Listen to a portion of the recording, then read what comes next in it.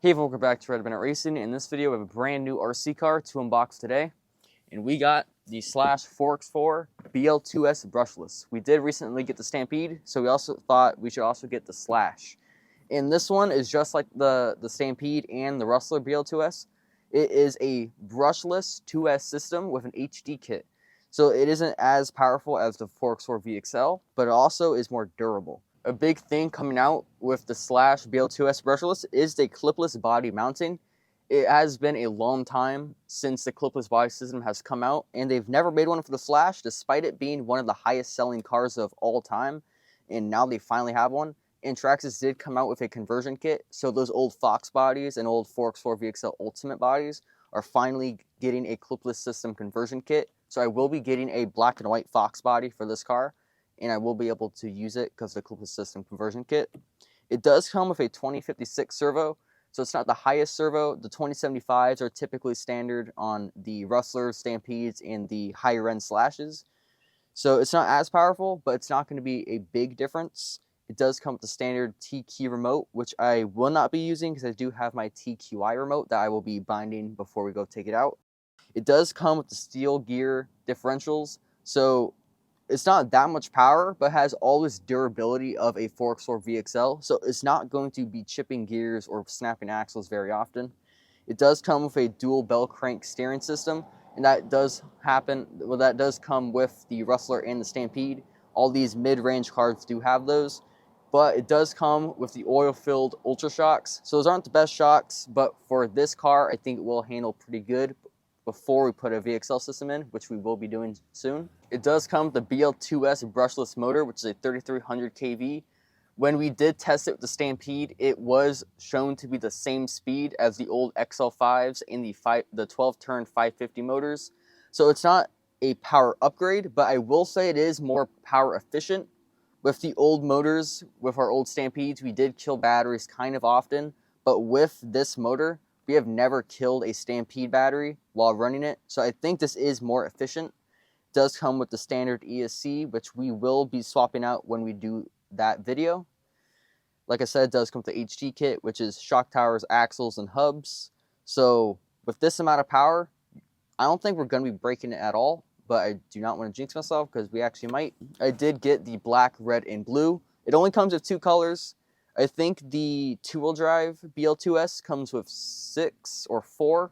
I know there's a lot more on the 2-wheel drive, but I did get the black, blue, and red, which I will be switching like I said earlier. So let's get this thing unboxed.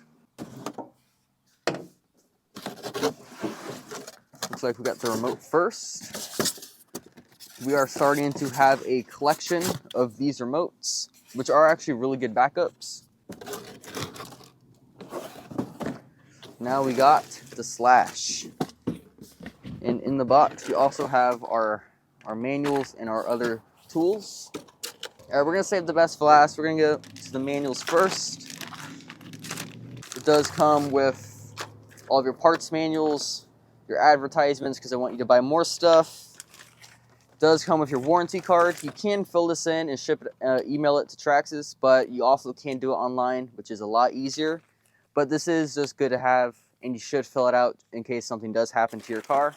It does come with your shock spacers if you want to run a smaller battery, and more shock spacers because I guess you just need a bunch for 4 shocks. And your standard tools, and we probably have hundreds by now. And now the Slash. Alright, so I've actually never seen this car. I have no idea how to unclip this. If you guys own this car, you guys are probably laughing at me right now. I'm gonna guess it's something similar to, yep, felt it. Similar to the Sledge and the XRT. Oh, so there's 4 clips.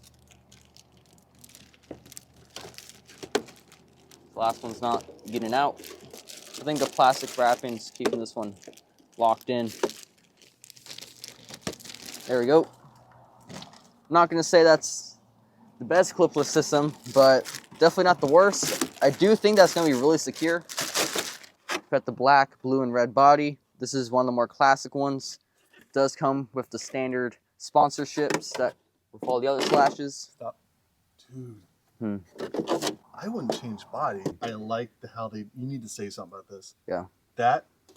Why haven't they done that sooner? That looks like that looks like a race. It's insane. That's nice. All right, so the first thing I noticed is the blue HD kit. All the BL-2Ss come with this blue HD kit. They do not color code like the Max and the X Max, how your splined wheel hexes and your shock collars and your shock bodies, well, shock tubes, are color coded to your body. I guess it is blue outline to match, but not really. But I actually really do like this body, how the colors get lighter towards the bottom, the stickers on the side that actually has the lines in the Slash. This is actually one of my favorite bodies, but I do not like it as much as the black and white Fox. And I think the suspension is pretty good. It's not as good as GTR shocks, but for Ultra shocks, I think this is on the higher end. All right, let's get this on the stand real quick. Another thing I did notice was the battery tray does seem a bit more shallow. We're going to put a battery in just to see. The battery does kind of pop up a lot. It does have a bit of room on the sides. I don't know if this is for all Slashes, so I do have some confusion off the bat. As you guys notice, the battery tray, there's some room in the back, so they give you a nice foam pad. Wow, how nice of them. Traxxas is being really nice. Oh, look, the foam pad seems to secure it. Let's, oh. How are you supposed to use a foam pad? It's not, doesn't go that way. Can't go up. And even with this foam pad, locking it in pretty nice. Look how shallow the battery tray is. Half the battery sticking out of it. This battery tray is not the best. I think straps are going to be necessary for this car. I know this is a lower center of gravity chassis, but I don't know why the battery tray is so shallow. I don't know why it's wider than the batteries. I don't know what they want us to do with this foam pad.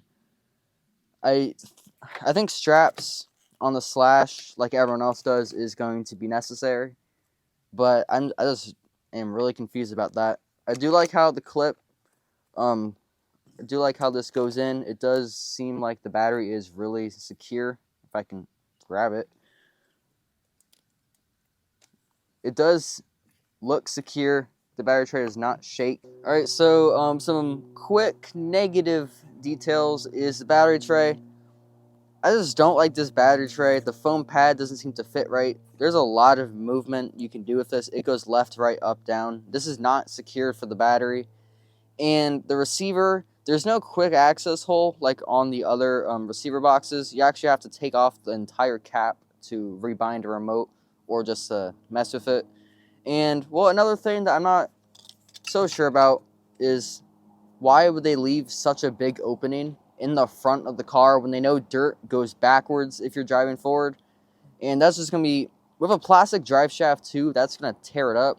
I do know the steering is right there. They probably had to make room for it. But a thin cover would have really benefited this car. I do like the receiver, how it extends both left and right. It makes rerouting wires way easier. I do like the bullet connector, how it's mounted right here. Everything seems to fit where it's supposed to fit. I think it's just those few things I'm just not really happy with. I do like how the receiver box is not in the front like the Stampede in the Haas. I do like having the receiver box towards the middle of the chassis just because it leaves more room for everything else. I do like the sway bars, the bumpers. It makes it a lot more stable. The links are going to be a really big weak point. These are definitely going to be the first thing I break. Metal links should come stock with every car, I think. But with the battery tray, Traxxas is probably, I think what Traxxas does best is their battery trays and their clipless body systems, because they make everything so quick and easy. This is not quick, easy, or even secure. I think this is a really big negative.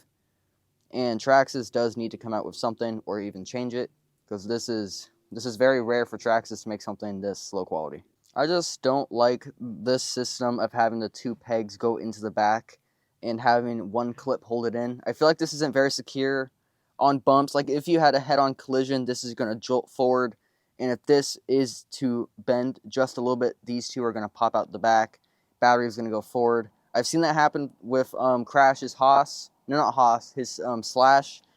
He did try to put a battery in there, and it would come out a lot. And I really don't want that to happen to this car. But everything else, I think this is a really good car for its price. it's not as expensive as any of the VXL 4x4s. So yeah, we're going to run it for a little bit. I'm going to get my remote binded and we'll see how it handles. Alright, so we're just going to get this cover off real quick so I can get my remote connected to it. So we're going to bind this remote to it real quick. We're going to hold the set button and power it on. You'll get a red blinking light. Then you'll go to your receiver. You're going to hold this button and you're going to power on your ESC, and you should hear it all power on. The wheels should do that little twitch, and that's how you know your remote is connected. I'm going to hold. There's the twitch. And we can go. Just a quick thing we just noticed. This receiver wire was pinched. You guys can see that can cause damage. You could lose connection to your car if it really is pinched.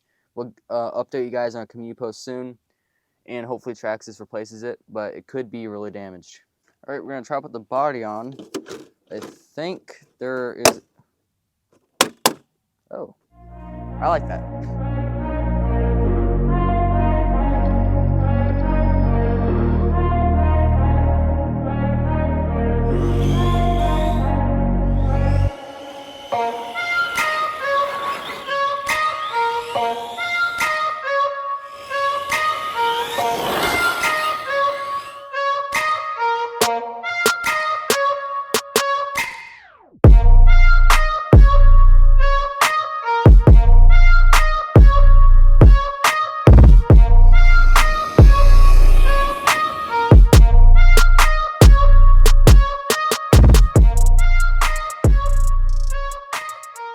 So my first thoughts is it is incredibly stable.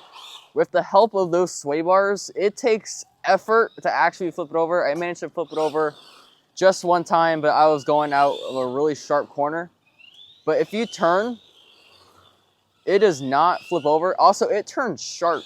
So it's not as fast as other cars, but if you were able, well, if you upgrade it to a VXL motor, I don't see many cars beating it on a track. I think besides the Slash Ultimate, this is the best race car. And the point of the Slash isn't to bash it like we normally do. This is a car I'll be taking to Silver Spur, taking it to other tracks, maybe even entering into competitions in the future for racing. All right, so the things we're gonna do to this car, we are going to shoe glue the body just to preserve it a lot longer. I'm going to add my numbers in these little white squares to 3-3 because that's what you're supposed to do with the Slashes.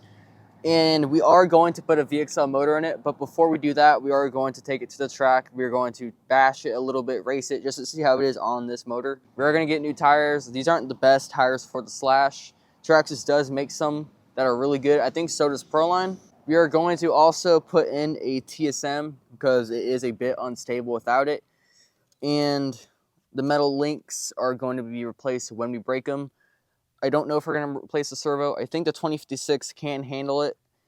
And the next video with this car is going to be a bash and a speed test. So we're going to see how it is on a track, going off jumps, and its top speed with this motor.